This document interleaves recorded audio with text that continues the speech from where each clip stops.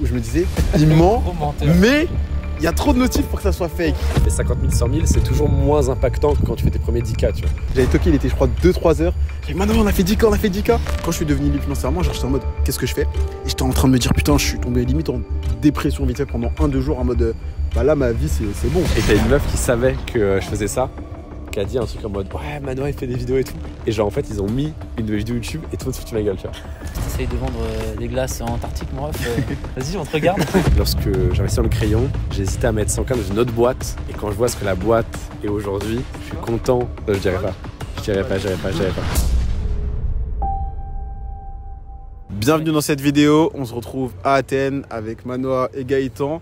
Si t'es nouveau sur la chaîne, moi c'est Candy, je suis passé du McDo, entrepreneur libre financièrement. Ils vont se présenter aussi. Qui veut commencer? Gaëtan. Non. Ah, d'accord. Moi je suis passé de étudiant à entrepreneur, on va dire ça. Je suis pas passé par la case McDo, mais c'était un petit peu tout comme. Voilà. Et puis écoute, à toi Manoa. Dans l'OFM bien sûr, mon business OFM comme monsieur à ta droite. Bah écoute, attends, je vais attendre que le moteur s'arrête. Moi j'étais étudiant, j'ai lancé mon premier business de vente de sites web au lycée. Et après j'ai basculé rapidement sur le coaching, l'infoproduit. Et du coup je suis pas passé par la case salariat. Et j'ai directement fait de étudiant lycéen à entrepreneur. Je fais pas mal de choses, j'ai fait du coaching, la prestation de service, de l'infoproduit. Et là je suis dans les SaaS et dans l'OFM. Donc, tu as vu des gros profils. Donc, dans cette vidéo, on va parler business, argent, on va parler création de contenu. Donc, vous avez tous les deux un gros personal branding sur le réseau. Est-ce qu'on pourrait commencer par ça? Pour vous, quel est l'avantage, l'intérêt d'avoir un personal branding comparé à ne pas en avoir? Qu'est-ce que ça vous apporte dans le business? Eh ben, je t'en prie. Alors, moi j'ai longtemps eu du mal avec la création de contenu et tout, et le fait d'établir un personal branding, parce que c'est du coup Manoa qui m'a dit fais ça, et moi j'ai fait bêtement oui d'accord monsieur, et j'avais pas compris la réelle utilité de la chose, et en fait il y a quelques mois je me rends compte en fait c'est quelque chose de extrêmement long terme, et on se rend pas compte des bénéfices que tu peux avoir un an après, tu vois, avoir commencé. Et là aujourd'hui il y a du coup mon business model c'est de recruter des modèles, les aider sur les plateformes de contenu exclusif, et ensuite prendre une com sur les nouveaux résultats. Et du coup une fois par semaine, j'ai une modèle qui vient dans mes DM sur Instagram parce que elle voit mes reels, mes stories, mon lifestyle, etc. Et du coup, en fait, ça m'amène naturellement du CA pour ma boîte. Donc voilà, assez intéressant. Mais c'est vrai qu'au début, quand tu te lances, tu te dis je fais ça parce que tout le monde le fait et il y a sûrement une raison derrière, mais tu as du mal à comprendre la réelle raison, quoi. Et je pense que au-delà du CA direct, tu as aussi du CA indirect de networking, soirée, tout ça. Ça c'est toi, ça. Qui est impalpable.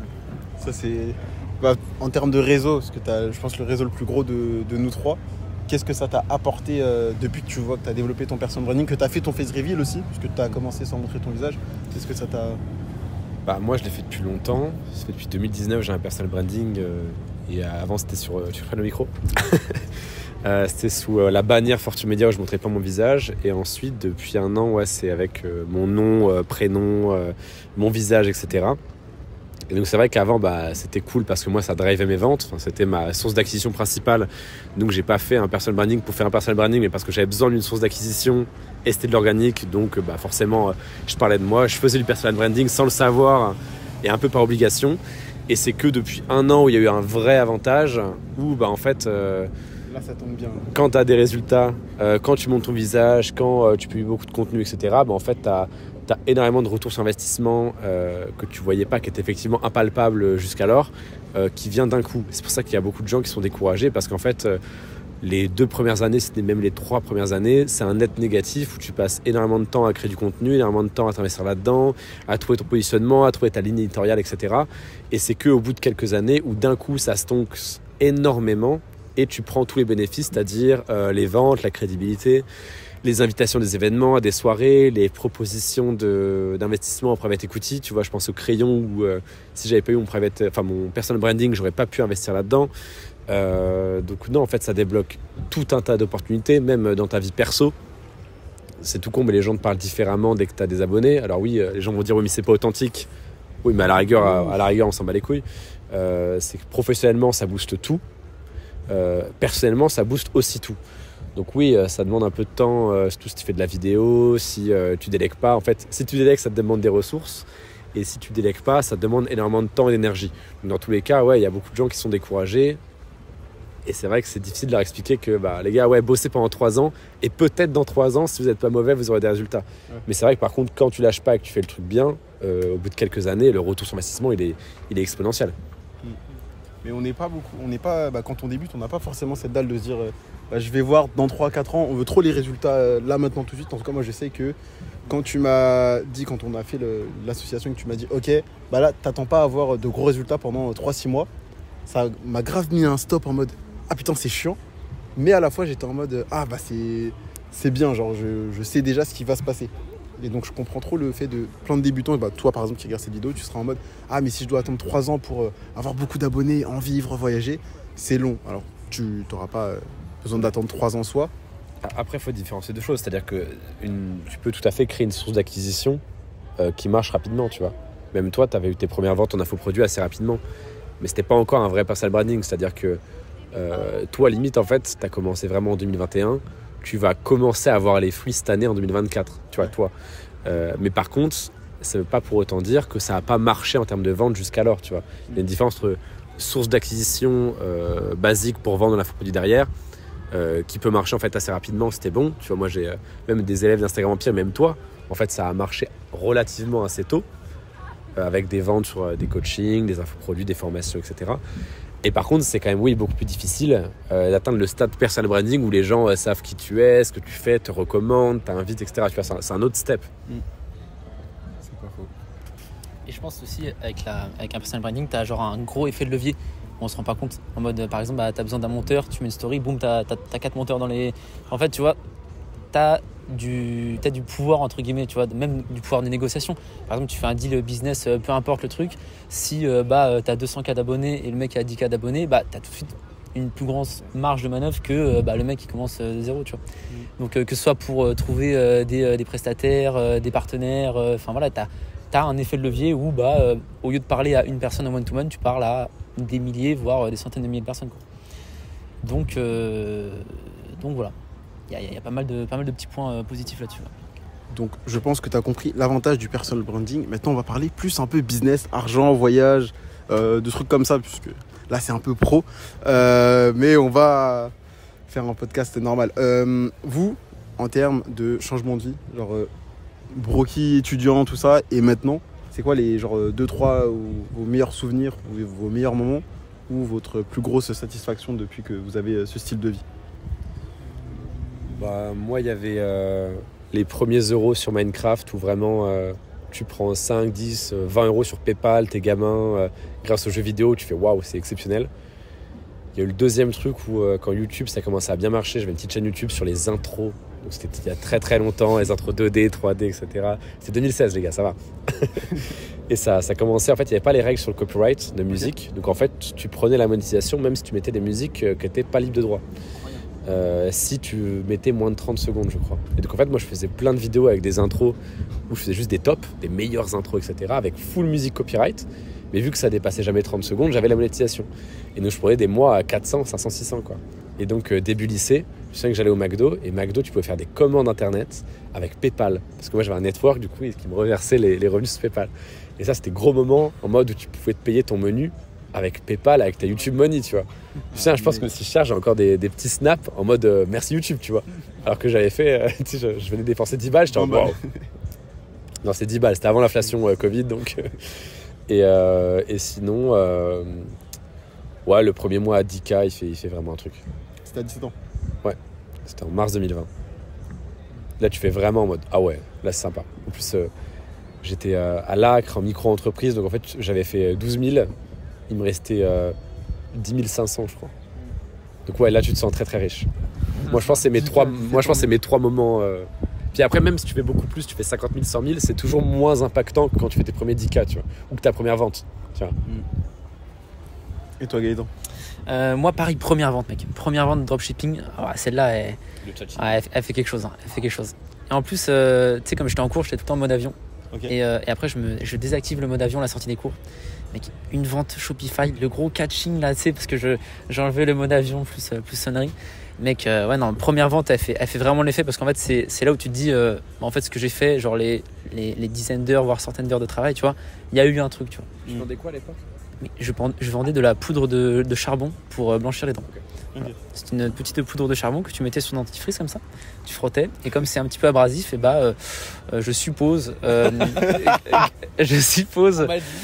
on m'a dit que ça égrenait un petit peu l'émail dentaire, etc. Et du coup, tu avais un sourire plus blanc.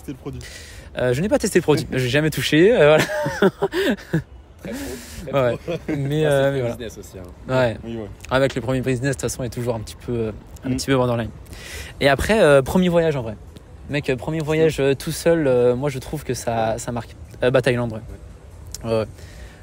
Premier voyage. Après, premier gros succès aussi dans l'OFM avec l'affiliation MIM au début. Ça m'a retourné aussi un petit peu. Tu vois, le fait de.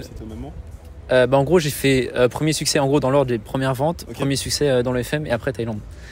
Et genre, premier succès dans l'OFM, pareil, quand tu prends de l'argent, genre du vrai argent, entre guillemets, où c'est quasiment du bénéf, etc. T'as pas de coût de produit et tout, t'as pas de frais exorbitants et tout, c'est quasiment 100% de bénéf. Là, tu te dis, ça fait du bien quand même, tu vois. Et pareil, Acre haute entreprise, alors là, plutôt agréable, les 11%. Ouais, non, c'est cool. Et après, du coup, tu as la possibilité de t'acheter ton premier voyage. Et là, mec, tu te dis, ok, j'ai travaillé pour quelque chose et j'ai pu m'offrir ça, tu vois. Et donc voilà, je pense, pareil, moi, c'était mes trois moments clés, je pense. Toi, quoi moi, 3 moments clés. Première vente aussi, je me rappelle, c'était Nadine Van Bor. Encore merci. Nom, prénom. Adresse mail, Adresse postale. C'était 27 € ensuite sur Wix à l'époque. Wix, Stripe. À l'ancienne, j'avais pris ma petite vidéo en mode je l'ai fait, j'ai fait ma première vente. Je te mettrai au montage. Et c'est là ce truc de putain, c'est possible. Genre les mecs que tu vois sur internet qui te parlent business, c'est pas que fake. Genre tu peux le faire aussi. Tu vois, parce que moi, c'était toi à l'époque où je me disais non, il ment, mais il y a trop de notifs pour que ça soit fake. Et du coup, j'avais pris, je me rappelle, mec, c'était full ça. Vraiment, j'étais en mode est-ce que c'est fake, est-ce que c'est vrai? Et j'avais pris, même là, c'est de l'IA, tu vois. Et j'avais pris écrire pour vendre. On est fake. J'avais pris écrire pour vendre et je me suis dit, c'est une dinguerie, c'est une vraie formation, c'est quali et tout ça. Et après, boum, ça m'avait fait ma vente, tu vois. Donc vraiment ce truc de, tu prends une format, t'as des résultats. Et en gros, j'avais fait des ventes. Et après, je me suis dit, alors là, mec, t'as dû voir mon nom très souvent dans tes notifs. Ouais, t'étais un bon client, ouais. Mec, de ouf. J'ai fait que d'acheter. Et après 2021, donc il y a l'e-com qui monte bien. En même temps, il y a les cryptos. Donc je vends un peu de crypto pour mettre un budget en e-com. Enfin, en drop, c'était pareil que toi. Et donc je démissionne. Tu vendais quoi, toi, à ce moment-là? Je vendais une batterie qui était incroyable, une batterie sans fil, ou 3 ans d'un. Genre ça chargeait tous les téléphones. C'était meilleur produit. Genre je l'ai lancé 24 décembre. En 2 jours, on a fait 1000 balles. Et bref, en mars, on fait 36K de... Non, pardon, en avril, on fait 36K de CA pour 6600 € de bénéf. Je t'ai envoyé un mail. Je t'ai envoyé un mail en mode merci pour tes mails, merci pour tes formations, tout ça. Après, il y a le séminaire où on se voit. Et tu me dis, mec, c'est bien drop, crypto, tout ça. Mais fais autre chose. Et là, pendant le séminaire, je suis en mode putain, de quoi il parle, etc. Mais, du coup, en gros, meilleur souvenir, c'est ma première vente. Premier voyage business où du coup c'était à Cannes et après je suis parti au Portugal, j'ai invité des potes et c'était trop bien. Et troisième meilleur, je dirais premier mois à Dika, c'était à Bali. Premier mois à Dika avec la nouvelle société puisque j'avais déjà fait en CA. Mais quand c'est de l'infoproduit, t'as beaucoup plus de marge, c'est ça l'avantage parce qu'en drop on fait du 10 à 30% de marge. Parce que comme un peu affiliation mine, vous n'avez pas beaucoup de coûts. Nous en création de contenu on fait du 50 à 90. Donc j'étais en mode, je me rappelle, j'avais couru dans la chambre à Bali, j'avais toqué, il était je crois 2-3 heures. J'avais dit on a fait 10K. Après on a fêté ça avec un gâteau. Donc je dirais que c'était ça le troisième meilleur moment. T'avais sorti le gâteau dans un restaurant avec Candy Dika. Voilà. C'était mec, c'était trop bien. Du coup on a fait les meilleurs souvenirs. Et en termes de pires souvenirs ou plus grosses erreurs business, genre là s'il y a le vous de 18 ans qui est en train de dire putain je veux lancer un business, qui vous voit, qu'est-ce que vous aimeriez lui dire Moi j'ai Comme, une anecdote de zinzin, mais vas-y, commence. Ah non, vas-y, je t'en Ouais. prie. Mec, t'as teasé là, t'as teasé. Mec, j'en ai parlé à personne. Ok. Mais genre, il y a un On moment, exclut. il y a un moment, c'était vraiment sombre, tu vois, où j'avais passé genre vraiment des centaines d'heures, mec, à faire des putains de fiches produits SEO et tout. J'avais mon site de statut là, c'était infernal, mec. Je travaillais genre vraiment des quantités astronomiques d'heures pour 0 € de CA, tu vois. Tu sais, le SEO, c'est assez violent parce que t'as une traversée du désert Attention, bon. t'as une traversée du désert de 6 mois, tu vois. Et mec, il y a un moment, genre, il était 3h du mat, j'étais devant mon ordi, et genre, un peu les larmes aux yeux, tu vois, en mode, est-ce que ça sert vraiment à quelque chose, tu vois. Ouais. Et mec, un peu petit coup dans l'ego, tu vois, de vous annoncer ça. Mais ouais, non, vraiment, au moment où tu te remets en question, tu vois, tu te dis, est-ce que vraiment ça sert à quelque chose que j'emprunte un chemin différent de tout le monde, tu vois. J'ai mes potes qui étaient là en train de kiffer, tu vois, ils jouaient aux jeux vidéo après les cours, tu vois. Enfin, ils n'avaient pas d'engagement extrascolaire, tu vois. T'avais quel âge à l'époque? C'était genre première année études sup, donc Ok. 19 ans, tu vois. Et ouais, genre grosse remise en question, tu vois. En mode, est-ce que ça sert à quelque chose que je gâche entre guillemets ma jeunesse, tu vois. Et voilà. Bah donc merci Gaëtan d'avoir continué. Persévérer. Mais ouais, voilà. L'un des pires moments et peut-être l'un des meilleurs en soi, mais La balançoire là. mais l'un des pires. Avec un des meilleurs moments, un des pires. Moi, je l'ai, le mien. Vas-y. Le meilleur et pire moment, du coup, c'est 2021. Je viens de démissionner. Je suis libre financièrement et genre, j'avais 20 ans et je pensais le devenir à 25. Donc, je suis en mode, j'ai fini le jeu, qu'est-ce qui se passe? C'est quoi l'après? Et j'étais en PLS. Alors que j'avais fait 6000 balles de bénéf et tout, j'avais quitté mon job de merde et j'étais en mode, genre, qu'est-ce qui se passe? What next? Et j'étais en gros sur le balcon. Et je me rappelle, comme toi, genre j'ai pleuré, mais pas parce que j'arrivais pas ou quoi que ce soit. Il y a eu cette étape-là aussi, où genre tu travailles, t'as un job, tu cherches à lancer ton business, tu chiffres pas. Donc ça, oui, c'était chiant. Mais pire moment, c'était quand je suis devenu libre financièrement, genre j'étais en mode, ok, qu'est-ce que je fais? Et j'étais en train de me dire, putain, je suis tombé limite en dépression vite fait pendant 1-2 jours, en mode, là, ma vie, c'est bon, quoi. Genre j'ai 20 ans, je fais 6K, non. Et c'est là aussi, première victoire, t'as l'ego de, c'est bon. J'ai réussi, donc je possède le succès, c'est acquis, etc. Et après, je me suis remis en question de ouf en me disant, vas-y, faut pas que je m'arrête là, faut que je cherche à taper cet objectif-là, dont la fameuse villa à Los Angeles que j'avais pendant longtemps en fond d'écran que j'ai changé depuis. Et c'était le pire moment parce que j'étais en mode, mec, t'as plus rien à faire. Et je trouve que c'est un truc à la fois bien parce que t'as réussi ton objectif, mais t'as plus rien derrière. Donc pour moi, je pense que c'était ça le pire, mais un peu aussi le meilleur moment. Non, en vrai, le vrai pire moment, c'était quand j'ai découvert l'entrepreneuriat. Et quand j'ai quitté, j'ai quitté mes cours. J'avais un stage. Déjà, j'avais pas validé mon année. Donc, je fais mon stage, mais ça sert à rien, parce que dans tous les cas, je dois retaper. Et je quitte mon stage un midi. Ouais. Je rentre direct au McDo. En plus, c'est dans ma story, en plus. Je vais au McDo, tac, je trouve un taf. Enfin, je dis, reprenez-moi, du coup. Et je monte chez moi, je suis en mode, putain, qu'est-ce que j'ai fait? Oh là là, alors là, c'est chaud, tu vois. Et mec, j'étais en mode, là, mec, t'as quitté la matrice, mais si tu te foires, c'est chaud de ouf. Genre, je pensais vraiment, c'est. En fait, cette peur qu'on a de sauter le pas, d'aller dans l'inconnu. Ouais, là, t'étais dos au mur, quoi. T'avais brûlé les bateaux et il fallait que tu chiffres, quoi. De ouf. Ouais. Et j'étais vraiment en mode, putain, c'est la merde. Donc, c'était le pire moment, mais aussi le meilleur. Genre, c'était le truc qui m'a fait le plus peur.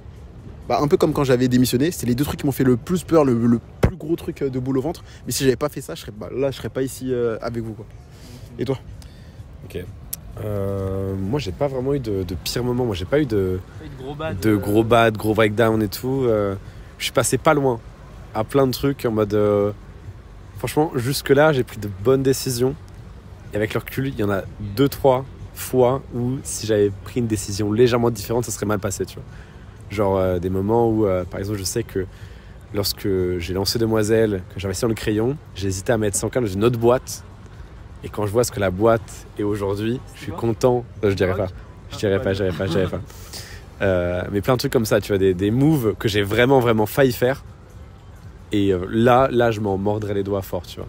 Mais sinon, non, moi j'ai eu des petits échecs, mais tout con, tu vois, genre des rejets, des petites humiliations, des machins. Tu vois. Ah, il y a peut-être un truc, je t'en avais parlé en plus, quand j'étais au collège et que je faisais mes premières vidéos YouTube, je parlais.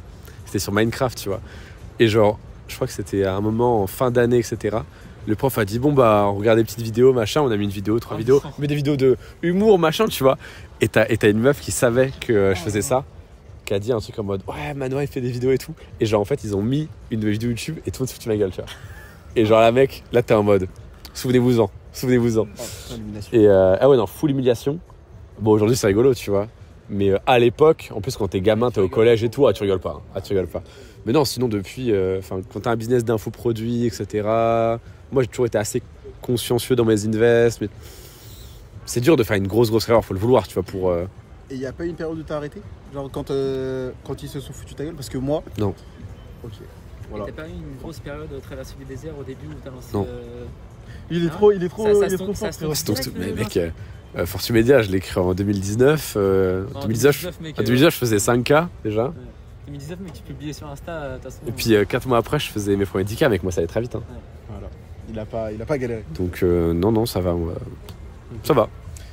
Du coup, on parlait de chaîne YouTube. Tu verras quand j'aurai 100 000 ou 1 million, je ferai un react sur mes premières vidéos YouTube. Mais j'avais une première chaîne avant d'avoir celle-ci quand j'étais plus jeune. Je crois que vous savez tous les deux, mais ne dites pas le nom. Et en fait, pareil que toi. Et pareil que toi, en fait, je crois qu'on en a parlé en classe.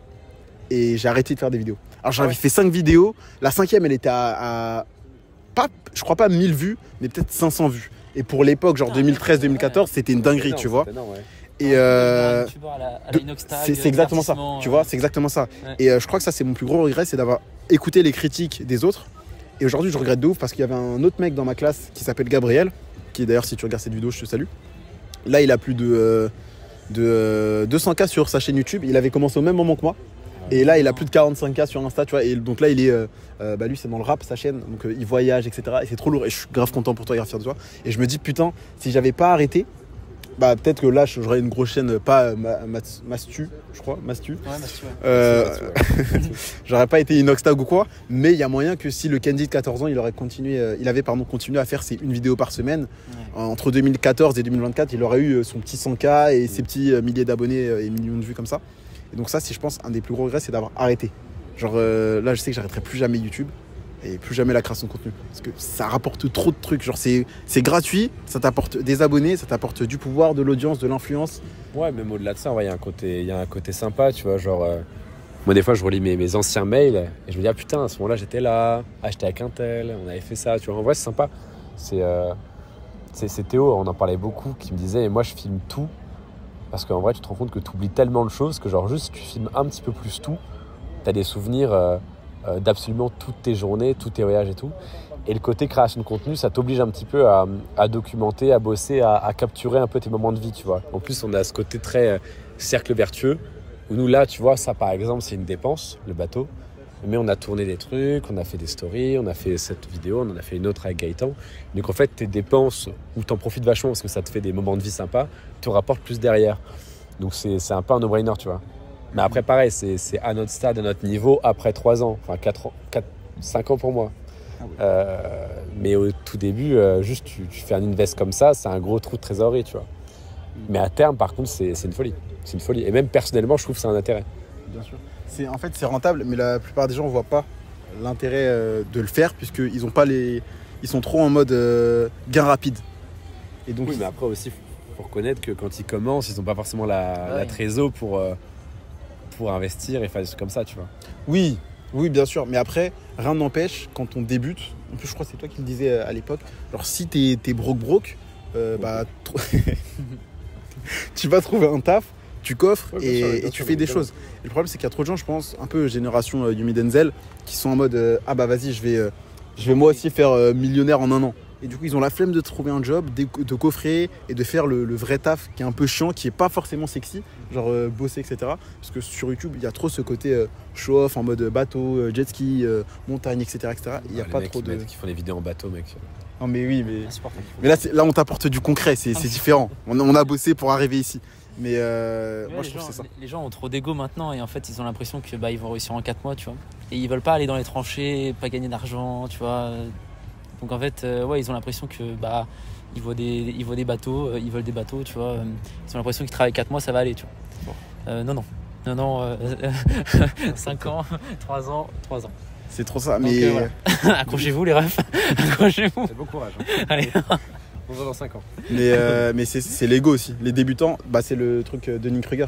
Genre, les débutants, ils ont trop ce truc de « Ah, je sais tout, mieux que toi ». Genre, j'ai des abonnés qui sont en mode « Ah bah moi, je fais du MLM et du trading, de la crypto. Alors, ouais, je sais, j'ai vu ta vidéo où tu dis… » diversifier. Ouais, tu vois, je diversifie. Il m'a fait « Ouais, je sais, j'ai vu ta vidéo où tu dis faut éviter ça. Mais t'inquiète pas, moi, ça va marcher. » Mais t'inquiète, moi je sais. Voilà. Moi c'est différent, moi je suis spécial. Voilà, moi, je fais partie du 1%. Moi, on parlera de moi dans les vidéos YouTube. C'est ça. Et si tu regardes cette vidéo, sache que t'es pas différent des autres, t'es pas un génie, on n'est pas…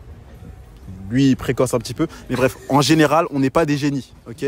Donc, si tous les autres échouent en dropshipping, en MLM, en trading et n'arrivent pas à être rentables avec ça, on ne croit pas que tu vas y arriver. Prends un business qui fonctionne, que ça soit création de contenu, donc monétisation TikTok ou infoproduit, ou affiliation MIM, affiliation OFM, pardon. Prends un business qui fonctionne et qui est surtout dans la tendance. Ça, t'en parlais dans l'interview, si tu veux en parler. Ouais, bah en fait, l'industrie sur laquelle t'es compte beaucoup plus que à quel point t'es bon dans l'industrie en question, tu vois. C'est-à-dire que mieux vaut être moyen sur une industrie ultra porteuse, comme l'OFM, ou la créa de contenu même, d'être le meilleur que d'être le meilleur sur un truc qui tire la gueule depuis 10 ans, tu vois. Voilà, ouais, par exemple, le meilleur en MLM, à grand bien lui fasse, tu vois. Et encore, parce que statistiquement, pour être le meilleur, c'est compliqué, tu vois. Donc t'as beaucoup plus de chances, même en termes de probabilité mathématique, de finir très très bien en étant juste bon et bosseur sur un marché qui va exploser que l'inverse.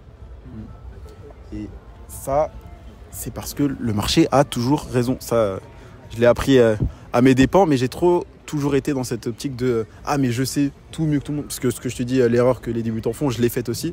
Je sais pas si vous l'avez faite aussi, d'avoir trop d'ego, de faire un peu les trucs… Non, pas forcément, moi, en vrai. Non, en vrai, c'est allé par rapport à ça. Mais oui, c'est sûr que si t'essayes de vendre des glaces en Antarctique, moi, je peux tout vendre. Moi, je suis comme mec, moi, je suis le nouveau Osama. Peu importe ce que tu me donnes, je vais le vendre. Ouais, bah, vas-y, on te regarde. Mais non, c'est sûr, c'est comme si tu partais direct avec le mauvais cheval, quoi. Ouais, t'as beau être le meilleur cavalier, mec, tu vas rien faire, quoi. Tu nages à contre-courant x 1000. Ouais, donc très important. Le truc, c'est que moi, je suis toujours tellement persuadé d'avoir raison qu'il y a un côté prophétie autoréalisatrice, tu vois. C'est que, en fait, moi, je pense que des fois, j'ai tort sur mes convictions. Je suis persuadé d'un truc, mais personne ne peut me convaincre dans l'inverse. Hein. Et c'est faux. Mais en fait, j'y vais tellement que, in fine, ça marche, tu vois. Alors que statistiquement, c'était pas forcément la meilleure idée. Je sais pas si tu veux en parler. Ouais, c'est ça. Genre, l'OFM, mec, quand j'ai supprimé toutes mes formations et que j'ai dit, maintenant, je parle que d'OFM. Mec, t'as pas une personne qui m'a dit « Ah, c'est smart, c'est une bonne idée, ça a marché. » Mais t'as pas tout le monde qui me disait « Mec, ton truc de proxénète, là, déjà, c'est immoral. Dans 6 mois, c'est fini. Et puis, ça a pas marché. » Au final, c'était pas un truc de proxénète. Dans 6 mois, c'était pas fini. Et ça a très bien marché, tu vois. Comme Demoiselle, tu vois. Enfin, pareil, tout le monde m'a dit « Mais mec, en fait, pourquoi… Enfin, il y a déjà mis OnlyFans. Pourquoi ça marcherait ?» Tu dis « Mais connard, en fait, t'as genre quelques dizaines d'années. T'avais SFR, Bouygues, Orange. » tout le monde disait mais attendez, il n'y a pas de place pour un nouvel acteur et t'as Xavier Niel qui arrive avec son bulldozer et qui a tout niqué, tu vois. Donc juste si t'es meilleur, en mode meilleur écoute du marché, meilleure compréhension des clients et meilleur service et meilleur prix, tu as toujours de la place, tu vois. Mais après statistiquement, pareil, est-ce que ce que j'ai fait avec Demoiselle qui est super risqué, donc mettre un $250 000 et puis all-in en mode j'ai raison, est-ce que je conseille de le faire un débutant? Non, tu vois, c'est comme… les gens qui disent Iman Gadzhi, il est en train de promouvoir le système, le business model d'agence alors qu'il fait un SaaS. Oui, mais connard, en fait, il fait un SaaS parce qu'il a fait des millions et parce qu'il est là où il en est, tu vois. Tu recommandes personne de sensé ne va te dire si tu pars de zéro et que tu n'as pas d'argent, fais un SaaS. Personne. Donc, moi, c'est ce que je fais, mais j'aurais peut-être pas fait ça à mes débuts, tu vois. Ouais. Là, justement, ça allait être ma question. Puisque moi, du coup, je suis pas dans l'OFM. C'est mes potes, mais je suis pas dans ça. Vous êtes dedans, vous faites aussi création de contenu pour vous, si vous pouvez par exemple faire un top 3 par exemple des meilleurs business. Genre là, si aujourd'hui vous avez encore, on va dire, vos connaissances, mais vous êtes pro, que vous partez de zéro, genre étudiant, etc. Pour vous, vers quel business, un top 3 des business vers lesquels vous serez dirigé? Ah, si on part de zéro? Ouais. OFM. Ouais. En vrai, création de contenu, infoproduit, c'est pas mal quand même. Mais après, t'as une sacrée traversée du désert quand même. Mais après, les gains sont quand même… En fait, c'est un business à 1 an, 2 ans, 3 ans, tu vois. Mais une fois que tu as ton audience, tu as tes mails, etc., Enfin, ça, c'est un la faux machine produit, roule. en vrai. Ouais, un faux produit Ouais. plus création de contenu. Ouais. Après, monétisation TikTok, en soi, c'est quelques... Ah oui. C'est Ouais. genre... Bah, toi, Parce tu que sais, moi, on tu a... peux faire les deux en même temps, quoi. Voilà, La c'est ça. monétisation TikTok et en même temps, même si tu arrives à vendre des e-books ou je sais pas quoi, ça te fait ça fait deux sources de revenus sur le même business model. C'est ça. Genre, Donc, intéressant. je pense que c'est un peu comme vous. En fait, c'est, je pense, les top 2 meilleurs business. Genre, genre top 1 en gros. Parce qu'un débutant, je vois vous dans vos témoignages, il y a des élèves qui font des premiers centaines d'euros en quelques semaines, premiers SMIC en quelques mois. Bah, nous aussi en monétisation TikTok, c'est pareil. Genre, premier mois, ça fait un SMIC, entre 2-3 mois, ça fait 2-3K. Et justement, pourquoi est-ce que pour vous, ça fait partie des meilleurs business à lancer? Pourquoi vous êtes dedans, etc. Comparé à genre, pourquoi vous faites pas de SMMA ou de drop, par exemple? Parce que c'est un marché qui est extrêmement tendu en fait, c'est ce que je disais avant, c'est-à-dire que c'est un marché qui est ultra porteur, si t'es moyen, t'arrives à faire de l'argent, donc quand t'es bon, t'arrives à en faire beaucoup. Et l'OFM, pareil en fait, c'est extrêmement simple, tu trouves une modèle, tu la pousses en organique, même en dating app si tu veux, etc. Donc en utilisant Tinder, ce genre de choses. Bref, tu prends une modèle, tu la signes à 40%, tu la fais connaître sur les réseaux parce que tu t'y connais un petit peu, t'es pas con, tu comprends comment ça fonctionne, la viralité, l'algorithme, etc. Et puis derrière, des gens s'abonnent et puis tu leur vends des photos. En fait, c'est extrêmement simple. Tu vois, c'est comme la monétisation TikTok. Tu fais une vidéo, elle dure plus d'1 minute. Les gens restent, donc ça fait des vues, donc c'est recommandé. En fait, voilà, je pense que quand tu commences, faut pas prendre des business extrêmement compliqués. Je peux recommander l'affiliation aussi. L'affiliation, c'est génial. Tu vois, tu crées pas de produit, t'as pas besoin de construire une autorité, délivrer, etc. Pas forcément, l'affiliation Amazon, mais l'affiliation sur des produits numériques, sur des produits chers, etc. Ça peut être intéressant. Donc je dirais peut-être monétisation TikTok, OFM. Affiliation. Ok. Tu dirais quoi, toi, Gaëtan? Merci. Comme autre business model, j'étais en train de chercher là pendant que Manoa parlait, mais j'ai pas trouvé d'autres trucs, tu vois. En vrai, pour un débutant qui commence de zéro et tout, qui a aucune expertise nulle part, à part création de contenu, petit infoproduit ou alors OFM, moi franchement je vois pas. Je vois pas. Parce que va lancer du drop, des trucs comme ça, sans budget, sans connaissance, va lancer de la crypto, MMA, je sais pas quoi. Compliqué quoi. Compliqué. C'est pas faux. Alors, ça fait 30 minutes. J'aimerais faire dernière question que j'aime poser à tout le monde. Enfin, 2 dernières questions que j'aime poser à tout le monde. Première, c'est si là, tu voyages dans le temps et que tu peux te donner 3 conseils au toi de 18 ans, qu'est-ce que tu dis? Et la question d'après, c'est quels sont vos objectifs finaux, etc. Finaux, pardon. Je t'en prie. Moi, de 18 ans, du coup, moi je pense que je vais lui conseiller de mettre 10K en Bitcoin. Non, en vrai, je pense des conseils un peu bateaux, tu vois, du style toujours persévérer, etc. Croire un petit peu en soi, tu vois, aussi. Peut-être me lancer dans l'OFM, mais sinon croire en soi. Et puis sinon, non, je sais pas forcément de conseils en soi, parce qu'en fait, tu peux pas revenir en arrière et changer ce qui s'est passé, tu vois. Je pense qu'il s'est passé ces choses-là dans mon passé et dans vos passés parce qu'il fallait qu'il se passe ces choses-là. Et je pense que c'est du bonus et c'est bien, tu vois. Ça nous a construit et je pense que, faut pas changer le passé, tu vois. Faut plus voir ce que tu peux améliorer pour l'avenir. Et, On en parlait en plus, je crois, c'était au resto, l'effet papillon, Ouais. de dingue, genre, si par exemple moi j'avais pas vu un pote qui m'avait partagé de ton compte, j'aurais jamais découvert ton compte, si je sais pas, toi c'était quoi ton effet papillon, toi c'était quoi ton effet papillon qui a fait que... Moi, effet papillon, c'était découverte de Affiliation Mime. Ok. Affiliation Mime, je vois un petit mail de Manoa, j'applique à la lettre, formation gratuite, boum, et je prends 6K le premier mois, quoi. À tout moment, je faisais un mail de merde ou un titre de merde ou même système.io, enfin Podia à l'époque buguait et puis ça passait en spam. Effet papillon de malade. Ou même si, je sais pas, quand j'avais 15-16 piges, j'avais pas cliqué sur la vidéo, peut-être, je sais pas, d'Antoine BM ou Théophile Hélier ou ces gens-là, l'algorithme m'en aurait pas recommandé une deuxième, ni une troisième, ni une quatrième. Mais en fait, ça se trouve, là, je serais dans mes études pour devenir avocat, quoi, tu vois. Donc, conseil que je me donnerais, mec, moi, je me dirais continue, hein. Ça aurait bien marché, enfin. Ça a bien marché, donc non, moi, je changerais rien. Ok.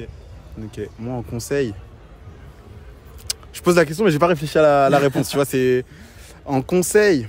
Tac. Je reviendrai au Candy de 14 ans et je lui dirais, mec, arrête pas les vidéos. Genre, création de contenu, c'est futur. Genre, t'auras une audience de ouf, tu feras des vues, tu seras payé, tu pourras faire placement de produits, vendre des trucs derrière. Donc, je pense que c'est ça. C'est genre, on en parlait aussi il y a pas longtemps. Tu prends un truc et tu restes dans ça pendant 3, 6 mois, 1 an. Et c'est sûr que si tu as les bonnes informations, que tu mets en place les bonnes actions, tu vas avoir des résultats. Donc moi, je pense que je dirais ça. Et objectif, du coup, de cette année ou dans 5-10 ans, je sais que toi, tu n'aimes pas en parler de ça, objectif 5-10 ans. 5-10 ans, ça n'a aucun sens en fait. Pour moi, ça pas ce que tu dis, mais le fait tout simplement de se dire tu te vois où dans 5 ans, mec, je sais pas où je suis la semaine prochaine, dans 5 ans, faut être inventif quoi. 10 ans, j'en parle pas, et même financièrement, en fait, c'est tellement exponentiel, que ce soit l'investissement, le business en ligne, que mec, à tout moment, je te dis 10 millions dans 5 ans, et en fait, je vais les atteindre que dans 15-20, et en fait, à tout moment, je te dis 10 millions, et en fait, dans 5 ans, mec, on vaut déjà 50, tu vois. Ouais. De objectif de l'année, par exemple. Genre 2025, pour moi, ouais, ça a du sens sur 1 ou 2 ans, tu vois. Okay. Je sais pas, moi, j'aimerais bien stabiliser Fortu Media autour des 50 K, mais vraiment en restant avec la même dynamique qu'aujourd'hui, donc peu de travail, très automatique, etc. Et pour Demoiselle, j'aimerais bien que ça vaille 4-5 millions l'année prochaine. 4-5 millions. Ouais, ça pourrait. J'avais dit 10 millions l'année dernière, mais en fait, c'est un peu réaliste. Mais 4-5 millions, ouais. Faisable, ok. En fait, il suffit de peu de modèles. Enfin, je rentre pas dans les détails, mais en gros, puisque c'est du B2B, la valorisation, elle se fait très vite. C'est-à-dire que là où, pour valoriser une boîte B2C, donc qui s'adresse à des particuliers, tu vas devoir avoir besoin d'un volume énorme, parce qu'il faut plein de clients, donc plein de chiffres d'affaires, donc machin. En fait, en B2B, tu as besoin que de 2-3 clients clés qui te rapportent beaucoup en termes de commission, puisque nous, c'est un système de commission.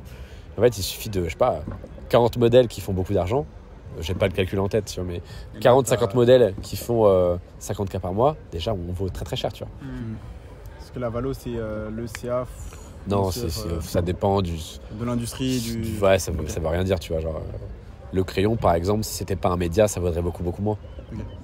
Et là, vu que Demoiselle, c'est un business X, ça baisse un peu la valo, mais c'est un business vachement recurring, donc ça augmente la valo. Business B2B, donc ça augmente la valo. Mais il faut avoir les capacités pour le reprendre, donc ça baisse la valo. Enfin, en fait, private equity, c'est très fluctuant à l'acheteur et à l'industrie, tu vois. Okay. 40 modèles juste à 20K, mec, c'est déjà du 800K mais par mois. C'est énorme. Mais c'est énorme, tu vois. Bien sûr, non, mais c'est énorme. Mais... Ah oui, non, mais c'est énorme, ça va très très vite. Et surtout, si on commence à aller titiller le marché US ou espagnol, mec, on massacre. Ah oui, parce et en plus, vu qu'on France. Bah oui, bien sûr. Okay. Oui, non, ça peut. Voilà. Okay. Et du coup, dernier truc, je viens d'avoir là. Quel est le meilleur truc que vous avez en ayant. C'est quoi le meilleur truc d'être libre financièrement et géographiquement? Ne pas mettre de réveil. Ok. Fini. C'est ça. Ok. Moi, j'aime bien changer de bureau, tu vois. Ok. C'est vrai. Mec, moi, au bout d'un moment, je travaille un mois au même bureau, je pète un câble. Et après, ouais. Même chez moi, genre, je change de bureau, tu vois. J'adore travailler dans des endroits différents, tu vois. Et genre, travailler 20 ans au même endroit, mais je pense, ouais, ça serait compliqué, quoi. Là, tu vois, t'arrives le matin, tu travailles dans le canapé, tu travailles dans le beurre, tu vois, tu travailles au Portugal, en Grèce, tu vois, c'est quand même très très agréable, quoi. Tu fais que travailler ici en plus. Ouais. Bah là, regarde, là on travaille dur, tu vois, on travaille sur un bateau. Non, en fait, on crée de la valeur. Le but d'entreprise, c'est pas de bosser beaucoup, c'est de créer de la valeur. Là, on crée de la valeur. Vrai, effet de levier, parce qu'on a des communautés et que cette vidéo sera vue par des milliers de personnes et pas par 2 personnes. Voilà. Mais le problème, c'est qu'il y a plein de personnes qui sont en mode la création de contenu, c'est pas un vrai taf. Les influenceurs, nous ne sommes pas influenceurs, on est entrepreneurs, mais les influenceurs, c'est pas un taf, ils méritent pas de gagner autant. Et moi, je pense que oui, parce que même s'ils vont pas faire les chantiers comme les Africains ou Portugais qui sont en France à bosser de ouf, physiquement, ils font intellectuellement, je pense, un travail de ouf de garder cette attention des gens pendant autant de temps et de savoir à chaque fois faire des buzz ou des bad buzz pour se renouveler à chaque fois, c'est un taf. Et sachant que le nombre de personnes qu'ils impactent, ça mérite de gagner autant. Moi, je pense que le meilleur truc du coup d'être libre financièrement, c'est cette liberté de faire ce que tu veux. Genre là, à la base, le 3, je devais rentrer à Paris. Il m'a dit, viens, on va faire les petits deals on va en Crète. Donc voilà. Je pense qu'on va s'arrêter là. Tu auras les liens de ces messieurs dans la bio. Donc, je sais pas comment finir ça. Juste, tu coupes d'un coup.